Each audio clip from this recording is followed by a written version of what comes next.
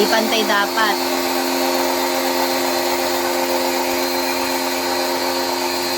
Kasi nakakabutas ng ano yun, ng prion. Ay, ng copper. Kapag nasobrahan ka. Para siyang acid. Acido po talaga siya. Ano purpose na? Ano yun sir, pag baradong-barado yung system, tapos wala nang lamig, ayun ang ibinubuhos namin. Tapos bubula yan, uusok.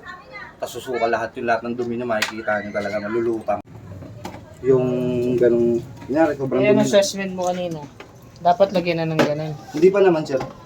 Di pa na siya. Pero kung maitim na talaga tong buong ano niya, yun, maglalagay ka na talaga nun sir.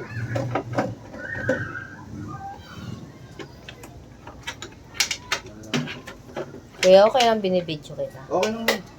Kasi nilalagay ko sa YouTube ko. Bakal. Baka maraming manood. Opo, bakal lang yan. Kaya pala nangalawang na. Opo sir. Pangit pala nito. Hindi siya plastic. Ang ganda kasi pag plastic. Katulad yung sa ano na to, plastic lang yun eh. Paano mawala ay?